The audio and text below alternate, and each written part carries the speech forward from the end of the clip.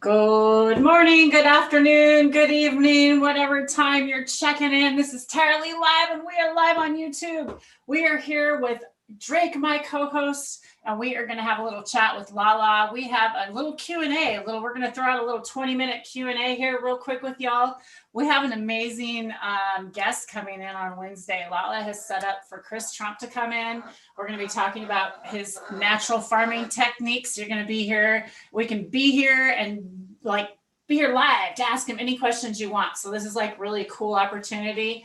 And so welcome everybody. Let's take a quick dab and let's have a little conversation about this. I'm going to be puffing on some granola funk. I just love to start my day off with that granola funk. Which one is it? God, I only have a little bit of the left of it. What are you puffing on, LaLa? I'm still making my way through my last grow, which I perpetually, just didn't search for something different. But I've added some Honduras, and so it lightens it up and it makes me creative. So that's what I like. So yay. Fantastic, fantastic. What's Drake puffing on today? Some more Tropicana cookies. Oh, looks amazing. All right, getting chat pulled out. Make sure y'all have it on live chat and not top chat, by the way. And if you do have any natural farming questions that you haven't had answered for you, or you're thinking about, LaLa's going to be here for you in the near future to answer those for you. Yeah, one of the things that I'm just so appreciative of and want to just sort of always speak to is this beautiful platform that Tara has provided for us. Almost like you're providing an ecosystem where we can really start to put down our roots and find and seek out our mycorrhizal connections with each other and go deep on some of these subjects that a lot of people just touch on and leave, or are sort of like it's more of a lead to some kind of a expenditure on some level or another. So it's very important in this day and age to get the information out in a concise way and in a way where everyone could actually utilize it and put it into practice. This is about practice, and Tara is really allowing for us to sort of explore what that looks like together. So thank you, Tara. Well, thank you, LaLa, for being here. Cheers, everyone. Cheers, everyone.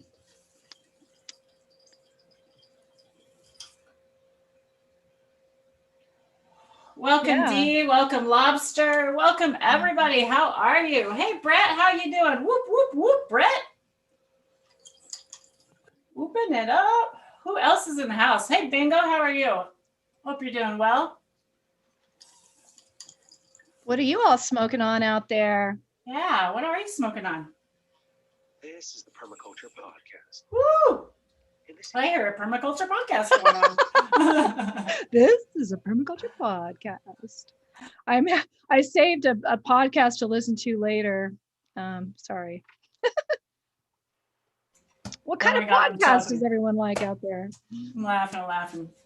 Ah, wow. Well, I'm having some kombucha with my cannabis today, y'all. I decided to go in with some of this mango something or other. I like that company. Yeah, it's pretty good.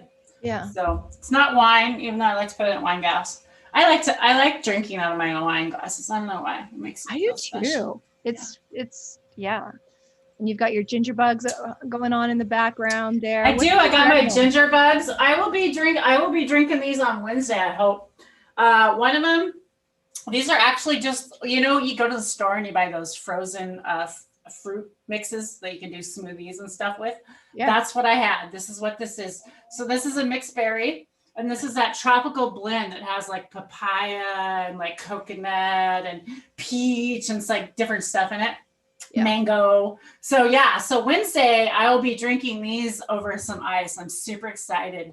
This is what I've been working on with that ginger bug. I think I saw a ginger bug pop in the chat early. Nice. Love it. With this, you're adding a couple tablespoons of ginger bug to the juice solution, correct?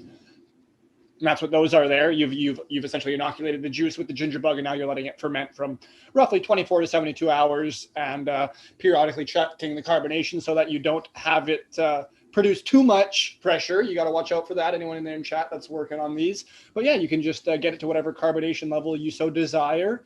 And or if it doesn't get there, you need to add a little bit more of your culture of ginger bug. Thanks, Drake, for explaining that. Welcome, Sammy. How are you? Welcome, welcome. Hey, Smoke. How are you? Steve, what's up? What's up? Here we go. Did you get chat pulled out there, LaLa? Yeah, I got the chat. Sorry, I didn't send you the link to that again. Oh, that's okay. Okay. I get to watch it live with all y'all. Hey, Dee.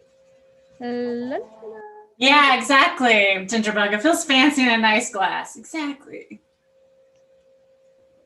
How's everyone's seeds doing? Anyone that pops seeds, how are they doing for you? Because I know mine are just popping up. They're looking happy and healthy. I've got a couple that are not so happy and healthy, but I was playing around with a few bag seeds. So do you want to see mine? Do you want to see mine? I'll bring mine over and show you. Here, let me grab mine real quick. I'll show you real quick. I won't say no. We love show and tell around here. I had amazing germination. I had beautiful little plants, and then a little mouse came and ate all but one.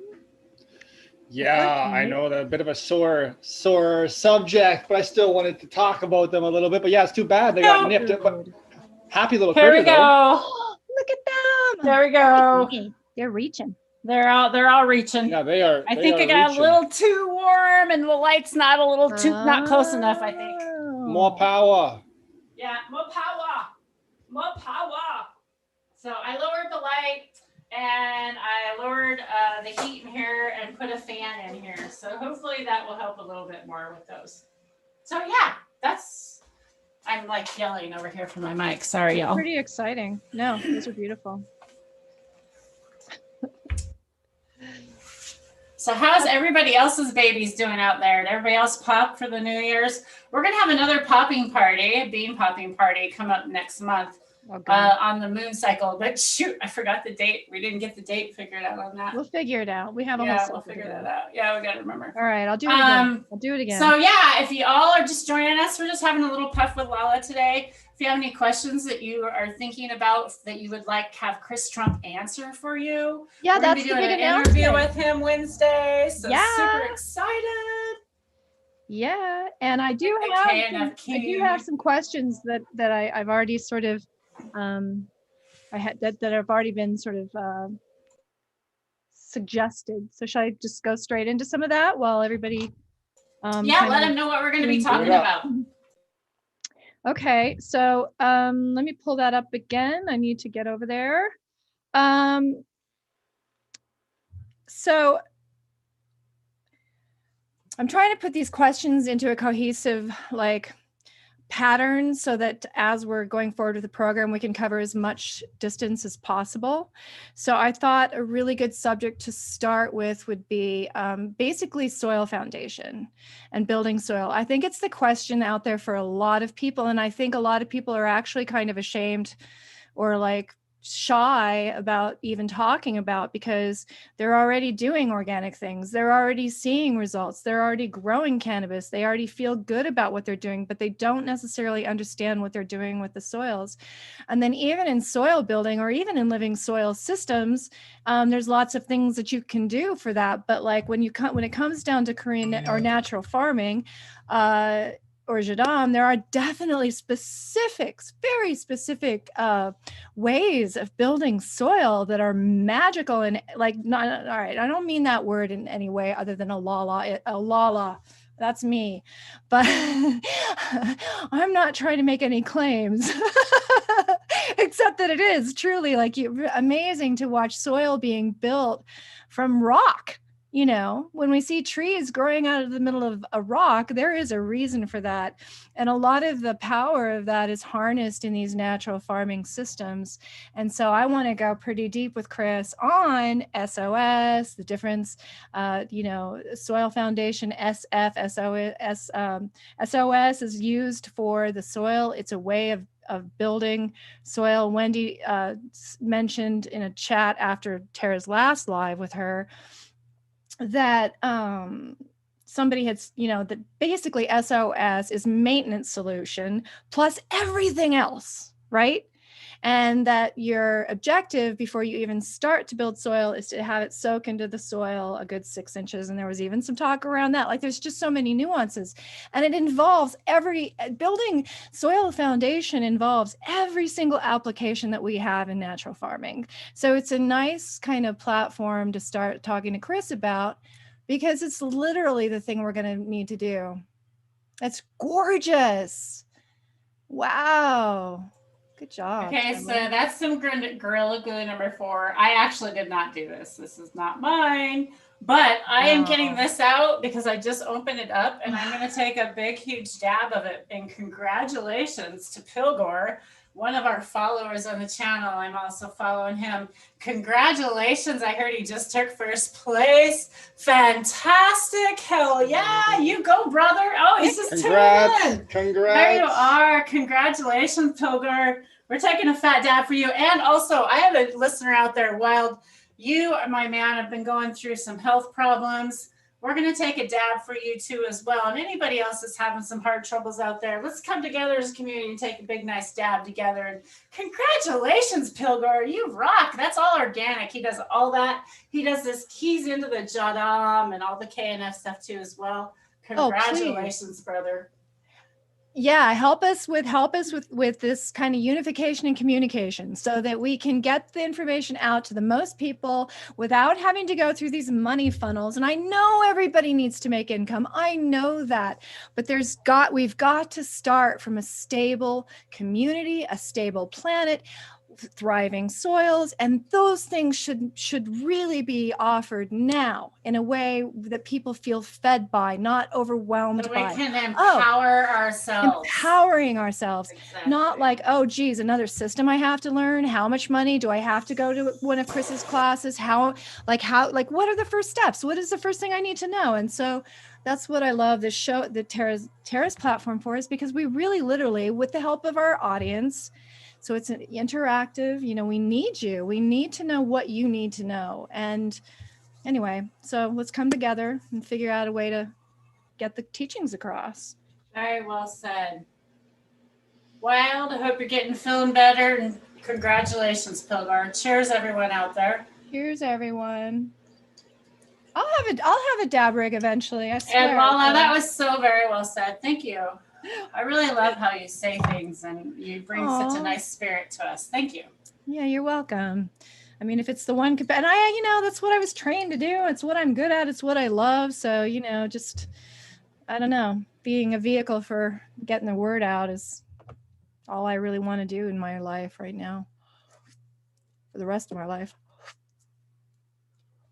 So I thought we'd start with soil foundation, and any questions you want me to ask a nuanced, go ahead and enter them into the chat like now. So I have some record of what's going on here.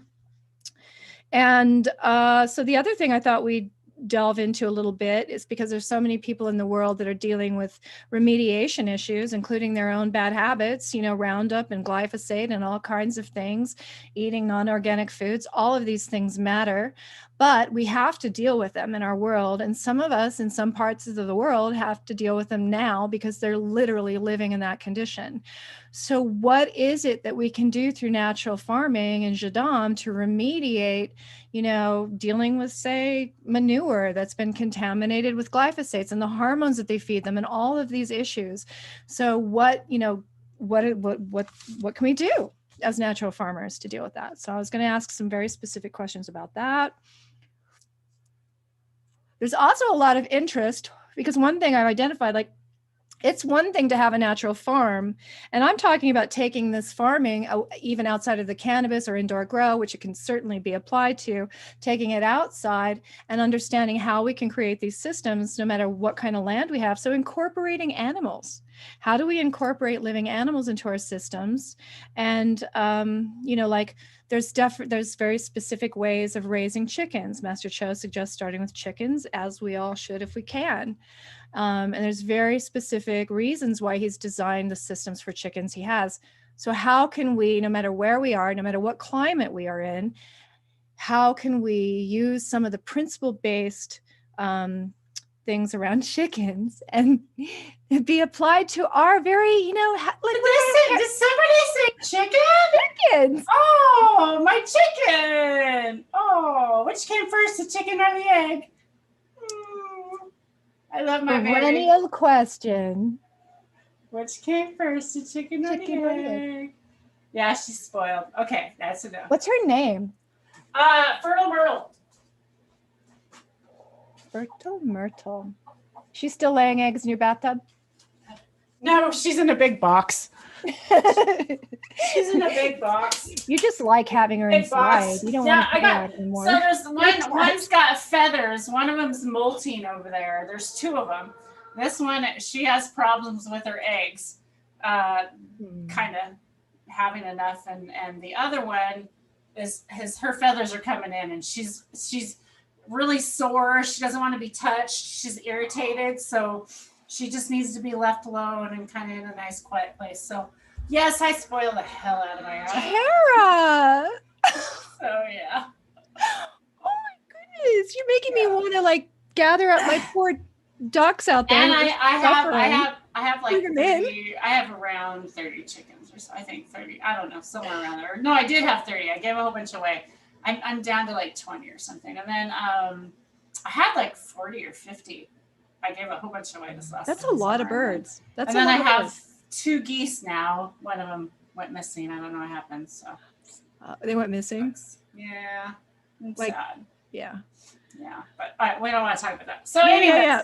Although it that's all what sucks about having animals, because all they yeah. go and it all ties in. yeah. Because one of the things okay, so yeah, we're all wanting to start natural farms, and really it's not about competition with any of these systems. It's about time, length of time, over time, that you are committed to the process and have the kind of faith and knowledge and support of your community, knowing that in 15 years you can bring your entire natural farm or garden or space into a kind of a balance that not only is balanced in itself, but remains balanced over a period of time. So, animals are important. All these things that we're talking about are really important. There was a point to that. Somewhere in there. Don't worry. Animals are great. Is what you're I saying. was going somewhere with that. I really was. Hi, Drake. Hello. I know my ducks have really spruced up our property in a positive way. And just for 3 little duckies, they sure go through a lot of snails and slugs and food and scraps, and they're defecating all over the place and doing their job because they're maintained over a little 20 by 50 foot area. And yeah, love them. And they come in and cuddle all the time. Check out. They do not. They do. They come my in and cuddle. God. You can check out Drake KO4 on Instagram, and you'll see me cuddling with dabs, and I'll probably throw up a couple shots in the next few weeks of the other ladies too. Oh my they all need to God. come inside every now and then and get some snuggles. Oh my See, God. I knew who you would talk about his ducks. Oh my God. Okay. I thought I was a good duck owner, but now I'm like, oh, is there a reason they're pecking on the window trying to come in? Yes. No, they just want attention. Actually, you got to be careful with actually letting ducks and geese and stuff like that in heated areas, because they, you can't keep them in all the time, right? So you don't want them to get used to that. Just like a dog, you don't want your dog needs to have its winter fur coat on. You don't take a dog in and out. You've got to really. These animals they adjust to this just like your plants adjust Just to like your temperatures, right? Thank Like you I for didn't bringing leave that up, my Karen. little babies out here with this type of humidity. I put them back in my tent because Yep. babies are very important to keep the humidity. Just you don't want a really big fluctuation in cold and heat temperatures. And so Yeah. these are all things I'm learning. Well, I mean, for instance, like I have the Muscovies, and I have way too many. Are they called Drakes, male Muscovies? But anyway, like too many males. I need help. I need some support in getting ready to bring them down to too. Yeah. But what's really interesting about what you just said is, and with the goats too, like, and with plants, like over generation or over time, the animals adjust, their bodies adjust, they become better at handling that cold weather. And always for animals, that first year, just like with people, is a learning curve. They've never encountered cold like that. And as natural farmers, when we're kind of tending to our own flocks, it becomes a genetic question as well. Like, or selection process, like what are the animals, what is the pair of animals that are falling in love, how are they adjusting to it, who's the strongest female, like, and there is a matriarchy that is established with Muscovies, I think, and they have very particular little anyway, so it's all about observation, but it's also about a little bit like who's going to thrive in your environment and favoring that. But sometimes there's going to be a couple animals that just, they're going to suffer more than the others. How do we deal with that as natural farmers? Anyway. That gets deep. Yeah. So then there's some specific questions about some of the things in Jadam and natural farming that we don't hear a lot about past the basics. So seawater, for instance, there's been some discussion about how the importance of seawater. And, yet for people who are inland who don't have access to seawater, what are our options? Like, how are we looking at it? How can we, because, we have ancient seabeds. We do have access to salt on the planet. So what is it? What's the nature of the seawater, fermented or otherwise? And just the mineral part of things. So I want to ask a little bit about that.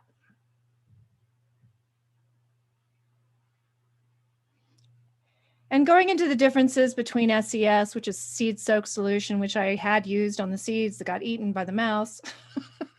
And they were the first to come up. And they were amazing, but it's now a story. So yeah, just the SES, using it for seed soak. Sometimes, there's different times that you did leave different seeds, and it's not just a soak and go. It's another sensitivity issue. So kind of talking about that a little bit with him might be interesting.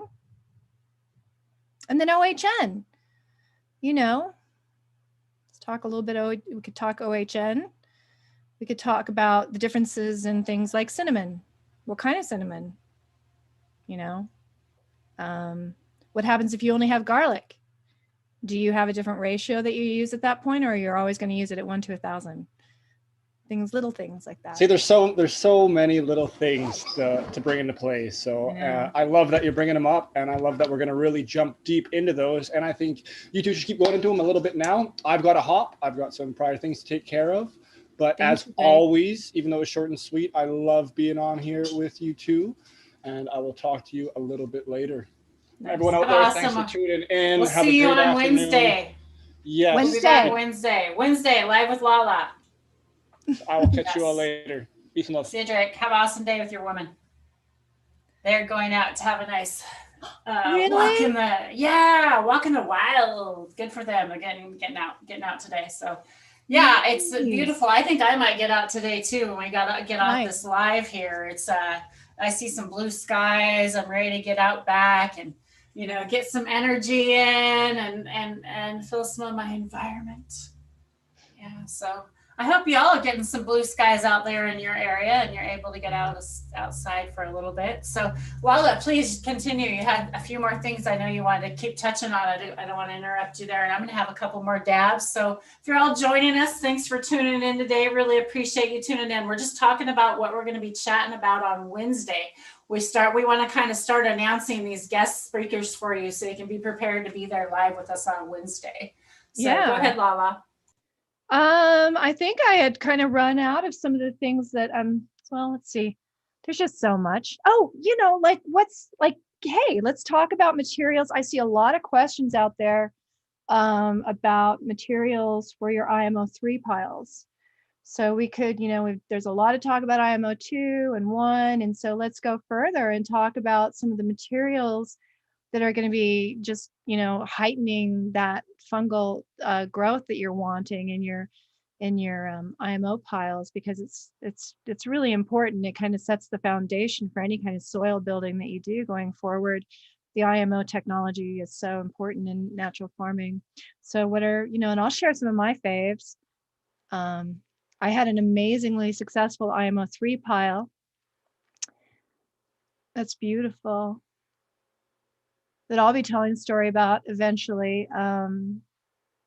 Yeah, going all the way to IMO 5. I actually didn't realize that, like, anyway, there's some IMO 5 stuff, but we're not going to go there yet. But I'd like to know about materials for IMO 3. IMO 5 is down the road, but I'm just saying it's fun, and I'm down that path quite a bit. So, hallelujah. Maybe we could get James Driscoll back on. I see him making Yes. some IMO on Instagram, by the way. Talking to Soil King, shouting those guys out. They're doing some Nice. awesome jobs. Yeah. My chicken's So talking yes, to me. please try some IMO 1. Well, your IMO 1D, IMO 1 is your collection. IMO 2 is putting it into sugar to keep it at a storable state, and then your IMO 3 is what I'm thinking you're going to start this summer. That would be the collection of materials that have to do with your carbons and your carbohydrates, and your IMO 2T that's bringing it to a certain moisture so that it can, and you're turning it and you're monitoring it and testifying that by the time you get to IMO 5, you have literally created a body. Like when I first touched my IMO 5 pile, when it was just right in the heart, just the pinnacle of its. Okay, so we're talking about acronyms again. We're talking about acronyms again. I'm sorry. What is IMO? We gotta go back. I forget these IMOs because I'm new too, you guys. So thank you, Tara. Let's have a little talk. Go ahead. Thank you, Tara. See, this is what it's about. Like, if we create the ecosystem. All right. So let's just talk about what it is. Let's not go into that. Let's talk about what IMO is. Let's not go. IMO, Indigenous IMO, Indigenous microorganisms. So the word there that we're looking at very attentively and with great love is the indigenous part. What does that mean? Where do you find these organisms? And why is it important? We've had an evolution in our natural systems for a long time that have brought a host and a multitude of organisms into harmony with one another. So how can we, paying attention to nature, paying attention to the materials we're using, harness that and just grow them out, not go in there and take them for our own, just gluttony, just go in there, use your observational powers. Anyway, so IMO is indigenous. And the reason that's important is because you've got a host of diversity that is naturalized and evolved to be in your area with your crazy weather patterns and has the most likelihood to not only survive, but to flourish given the right conditions. So it's really that simple. It's that simple. You don't have to buy anything. You don't have to buy anything. You just have to discover it in your own front yard, backyard, your own favorite. Yes. So Gingerbread has a good thought. Let's talk acronyms so Chris doesn't have to. Okay, well, I got something better for you. Ready for this? What? I have a PDF that has all the anachronisms plus more. And we will make that available for you to have as a PDF in your email or it's email. So if you guys, and we'll maybe figure out a way to publish it or make it accessible, right? Tara, you want to? You can all email me if they want to email me. Email me, Tara Lee at taralee@gmail.com. Or LaLa or Christina at LaLa or Christina or DM us as well on Instagram. But also we can do a picture. Why don't we do like a screenshot on Instagram so they can also have it, and then we could also maybe paste it somehow under chat maybe that day. Yeah, let's do that. Acronyms as well. Totally do but that. Let's figure that out after we're off the air. Like, let's get back to what the acronyms are here. Just know you're going to have a complete list of it while we're doing the program, so you can have that as a resource. And then we'll also commit to just making sure that we talk about it. Yeah. So IMO, do you want to explain what that is real quick? I Indigenous did. microorganisms, but there's the 1 and there's the 2. Do you Okay, wanna... okay, all right. So there's basically 5+ or 4+ or 3+ steps to. How many IMOs can there be? Can there be 20? How many IMOs? Well, all right. Where are we at? I appreciate the enthusiasm. And you can answer that question for yourself if you commit to the process of at least going through the 1, 2, and 3 so that it can lead you in the direction of knowing that answer for yourself. Okay, that's what I have to say to that. Because I think at the IMO 5 level, the IMO 4 level, you have many decisions to make at that point. And I think it becomes, rather than a linear succession of from 1 to this, it becomes like a web. So from your initiatory thing that you're doing to the second one, to the third one, to the fourth one, you're amplifying what you're doing. You're amplifying the regenerative process. And so by the time you get to 5, you don't really need to know about the ones because the natural systems are in place and they're doing it for you. And another thing, just to add on that, is you're saying amplify, and really what that also means is that you're starting with this little amount of product. I was gifted some IMO. You're not really supposed to be gifted these things, so we won't really talk about that. But the IMO, you actually take these small amounts and you grow them and you make them to large amounts, so you can use them on large farms if you wanted to, on large scale. So all of this stuff is scalable. Like we understand right now, we're speaking to a lot of small tents farmers. We can talk about scalability for sure. But we're talking to right now. We have a lot of hobby growers right now. Are you all hobby growers? Are you like small tent? Are you medical growers? You know, like who are we really talking to? And I think my audience is really, I think we're a lot of hobby, small backwood growers that are, a lot of people are still out there and can't even say where they're at. They're still in these illegal areas. There's people that watch me and watch lives that can't even comment on stuff I'm doing because of they're worried about the areas they're in. So we understand there are a lot of people like that. So I like to talk about that because some people forget that, you know, it's been so legal here for so long, right? Yeah, exactly. And we want to know who the audience is because these technologies are applicable no matter where you're at in your growing cycle. It's not something that, you know, it's going to take some listening and some sort of willingness to shift your understanding about very basic things. And that's where the challenge of it is, because it's not just like adding a technique or adding something to what you're already doing. It really does require a kind of a stepping back and an allowance for there being a different approach. And a lot of these questions we have about it are going to be answered just in the decision to do it and just stepping down the path. And so one of the things I think as educators we can offer the most is just, what are those initiatory steps? What are those beginning steps? What's the first thing I can do, you know, and how am I looking at it? Prepare me to look at it so that I can learn from my own actions. And I think that is the brilliance of natural farming. And also a little bit of the scariness of it as far as like, I need to understand more before I can start. No, start so you can understand more. It's a reversal of so many things. And a lot of that is due that it's like it's a teaching that's based before we decided that we needed something outside of ourselves. We were told and taught that we needed to go get a job to make the money so that we could have the life that we want. We've been perpetually put in the future. So as Americans, especially, we've been down that road for a long time. We've learned it from our parents and they learned it from their grandparents. So we have to step off that a little bit and allow for some ancient kind of teachings to show us that everything we need is right in front of us and that all it requires is our engagement. So it's powerful. That's so beautifully said, LaLa. I love that. It's so beautiful. Love it. I mean, I don't regret 1 minute, and I've had failures. I've had 3 years of a lot of failures, and I am overjoyed by having made the decision to do this and commit to it fully.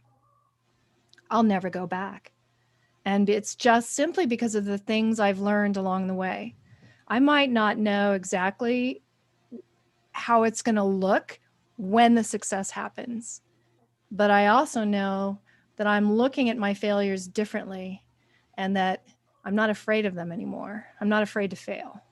And that getting rid of that It's underlying fear, hard. it's It's scary, you know. Like God, it's I know. Oh man, it sucks. it's everything. You're But coming. what do you have to lose, right? Time. What do you have to lose? 2021. What do we have to lose? We got a lot of time on our hands these days. Time. That's all I can think of. You know what? It's almost 4:20 somewhere. It's like 5 minutes away. Let's all get ready to take a nice dab or a nice hit together. If you're loading a bowl, you know, if you got some to light it up, or even, you know, cheers with some kombucha or whatever you got out there. Let's all take a universal dab or hit together. That'd be awesome to unite today. And LaLa, I love this conversation. Please continue. 5 minutes out. Well, I just love it when people to come together, and it's so possible. And it's just like showing the example of it. And you just have to, once you make the commitment to it, then it just becomes this playground of discovery, because even with these platforms, right? Like, so many things matter, including ownership. And like, I just want to express how important it is what Tara's setting up, what she's set up, what she's encouraging between all of us is true dialogue and true engagement, and this true passion for this, you know, for cannabis as a medicine and as a recreational wellness plant, as a plant in itself, as a, you know, as in its relationship to the natural world. Like, it's just, she's so committed to that. It's not about making money. It's not about selling product. And when you're doing this kind of thing, that's important. It matters, because we are going to have to find a different way to do things. And what I love about natural farming is that it is concrete in the soil, in the garden. You are going to see it, smell it, touch it. You're going to know it, and you're going to know it through your body because it's real. And that gives hope. And that gives a knowing that is going to allow you to say, hey, maybe there's a different system. Maybe I don't have to go to work 9 to 5. Maybe I don't have to, maybe my value is in creating food and for my family. And, you know, maybe that's what we want to do with our time. But we can't just think it out. We can't think it. And natural farming is a true path, like in the garden. You're walking your garden daily. You're seeing the things happen, and you're understanding because your attention is on them. Because it has to be. You have to learn how to make labs through your nose. You have to learn how to make labs through your own senses. Like, why is it that I don't like that smell? You have to ask personal questions about why. My dog loves the labs. Oh my God. I hate the smell of it, but my dog loves it and eats it all the time. 3-minute warning, y'all. Yeah, my dog loves the labs. She's so happy that I made labs, and she's like super, super like excited that I made this lab. She looks forward to it every morning. I give her a little bit of a treat, and I also give a little bit to my chickens now. They get a little bit every day. So the curds, the cheese curds, the right? lab, not the curd and whey. Oh. The curd. They love the curd. Yeah. No, they love the curd. Not me. I tried to feed the ducks the curd that I made, and then unsuccessfully tried to fry in a pan like Wendy and Kobe did, making mozzarella. Anyway, we're gonna have a cheese session one of these days. Lab cheese. I tried to feed my ducks failed lab cheese, and they were like, excuse no. me? They're like, no. No, not gonna happen. Yeah. I don't. Do you blame them? God, I wouldn't want to. That shit smells nasty. Goes into the compost where that 2-minute warning. God, I want to take this dab, y'all. Hurry this 420 I'm sorry. on. I have no know. look at that. I was bad. I'm like, Yeah. oh. I'm hitting it early. Here we go. Let's go. You know what? I suck as a smoker, dude. I'm new to that sort. I'm new to the etiquette. I'm excited to learn. There's so many levels to cannabis use, and it's nice to know that we get to explore that too, right? Mm-hmm. It is definitely going to be 420 somewhere any second.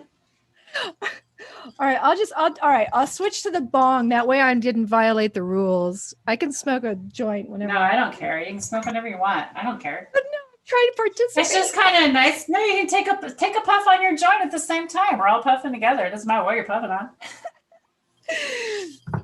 And maybe there's people out there that can't even smoke. They're in a still an illegal area and they don't even access to it. So, I know. Take a dab and you take a, nice cheers of some kombucha, put in a pretty glass, right? Why not dress it up a little bit? I'm just seeing if I can load this in 2 minutes.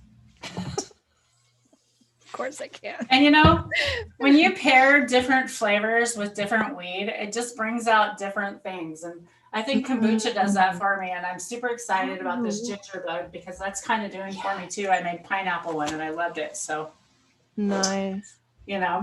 So, LaLa, I think this has been an amazing conversation. I'm so looking forward to Chris Trump coming in on Wednesday. So I'm looking forward to all of you coming back. So right now, y'all go subscribe. Make sure you hit that bell. So we will be here live on Wednesday with LaLa with Chris Trump having this conversation. And I would love to have you all here with us. What do you think, LaLa? I think that's beautiful. Let's do it.